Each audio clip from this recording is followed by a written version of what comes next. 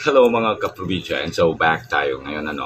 Meron tayong pag-iusapan ngayon, especially yung mga sinasabi ngayon ni with regards sa Senado, especially kay Majority Contempor uh, Senator Ping Lacson. I don't have anything against Senator Lacson, but yung sinabi niya na ito, pakinggan natin. Kung is it constitutionally ba allowed yung sinasabi niya na hindi sila pwedeng mag-convene.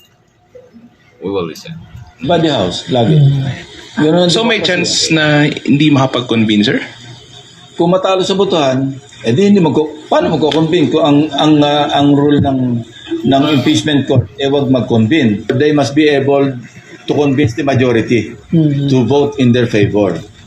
And kung gano'n na mangyari, it's on them, no? Na sila yung sumagot sa taong bayan kung bakit ayaw mag-convene. 24-member court ito, na kung ano yung sabihin ng majority, yun ang ruling ng court. So, yan yun. Yung interview sa kanya ng isang media outlet based and courtesy of ANC. Senator Lacson, Majority Pro Tempore, and Blue Ribbon Committee Chairman. I beg to disagree kung sinasabi mo na kailangan niyo pa muna ng votation, right? I may not be an expert. Sabi nga ng iba, mercenary daw ako ng isang politiko because I'm endorsing somebody else. Maybe this is the time that the reason that you will understand me why I am endorsing not a politician but a cabinet member to be the next president for the year 2028 because of dahil sa sinasabi natin that the real issue for the year 2028 will be the national security issue and our sovereignty. And the only person I saw it is Gibo Chudoro. Kaya I'm endorsing Gibo Chudoro as sinasabi ko. But I am not a mercenary of Secretary Gibo. Kahit natanungin niyo siya, I don't know even him personally. And for you guys who are asking my capability and my qualification, I am a broadcaster before and a former station manager of an FM radio station. But of course, once you're on an FM radio station and linked and in a company with AM radio and FM radio, so there is always you're also indulged into news and information, no? So may alam po tayo kahit konti sa mga bagay na yun. So balikan natin yung issue natin ngayon. Bakit ayoko talaga? At bakit sinabi? Is it constitutional ba na sinabi ni Pro Tempore Senator Ping Lacson na magbobotohan muna sila bago mag-convene? Is it really stated in the Philippine Constitution, 1987 Constitution? I am not a constitutionalist, but I tackle a Philippine Constitution. And actually, until now, I am still studying. I am reading it. No, this is my textbook, a revised textbook that I've been reading when I was in college way back then. And until now, I'm reading all the revisions and yung mga bago na mga revisions ng ating Constitution. Now, the question of, did the Philippine Constitution allow the Senate to vote before convening as an impeachment court? Well, isang napakagandang tanong.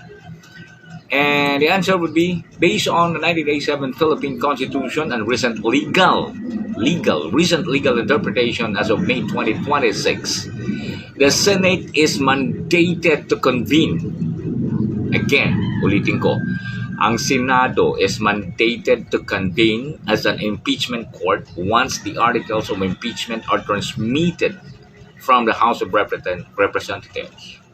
The senators cannot lawfully block, reject, or vote to dismiss the impeachment case before formally convening as a court, as doing so would violate their constitutional duty. So yung sinasabi ni Pro Tempore Senator Ping Lacson na magbo-votation muna, may votation muna sila before to convene, it is illegal. And it is violating the constitutional duty. And they will be responsible for it. Hindi yun yung pananagutan. Walang hugas kamay dito. Hindi mananagot sa taong bayan. It is not allowed by the 1987 Constitution. Yes, it is clearly stated, pati sa interpretation as of May 2026, the Senate is mandated to convene. It is a mandatory duty. Right? Once the article of impeachment are received, the Senate jurisdiction is triggered automatically and it must forthwith proceed with the trial. No preemptive dismissal should be done. Senators acting as a legislative body, not yet formally convened as an impeachment court, lack the jurisdiction to dismiss or vote down an impeachment complaint. Sana klaro ito. Sana klaro ito. You can only vote down an impeachment after all the evidences, after hearing the entire case. Sa word naman na forthwith, the Supreme Court has clarified that forthwith means within a reasonable time. Well taken.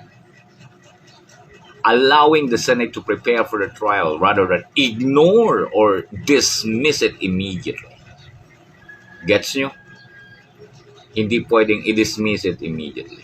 Because it is a mandatory duty to hear, to listen, and to know the facts behind that impeachment or articles of impeachment being forwarded to you. No preemptive dismissal. Remember that.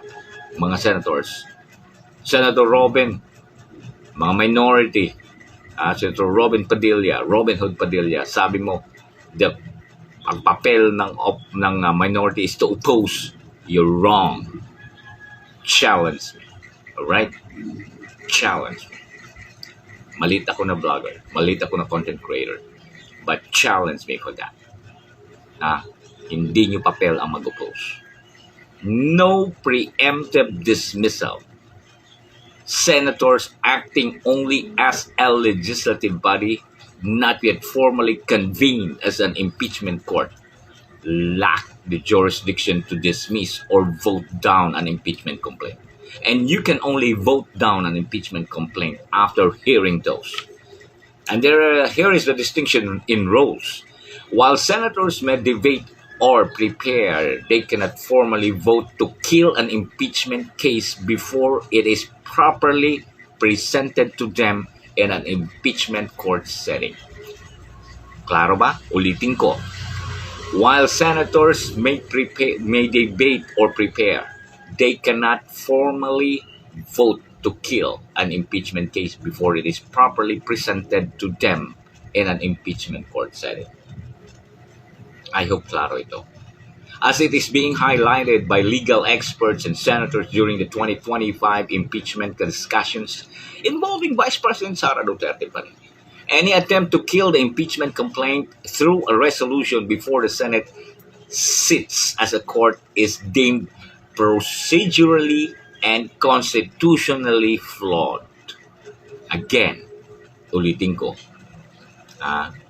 any attempt to kill the impeachment complaint through a resolution before the Senate sits as a court is deemed procedurally and constitutionally flawed. Ano ba ang flaw? Depektibo. Kamalian. Yan ang ibig sabihin. So I hope it make it clear. You have to convene. As the Philippine Constitution, 1987 Constitution, you are mandated. Mandatory. It is a mandatory proceedings.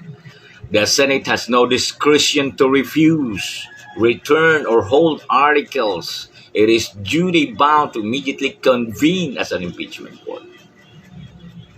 The Supreme Court has already clarified that forthwith means that the trial must begin without undue or excessive delay. Ano pa ba? And the Senate holds the sole power to try and decide all impeachment cases. And when sitting for this purpose, senators must be on oath or affirmation. Right? And the final judgment, the judgments cannot go further than removal from office and disqualification from holding any office, but the party can still be prosecuted under the law. Sana klaro tayo dito. Right? It is unconstitutional na patayin nyo na kaagad. Walang votation that will happen before you convene. You must hear as the 1987 Constitution mandated you. Klaro ba? Sana klaro mga kaprobinsya. Salamat.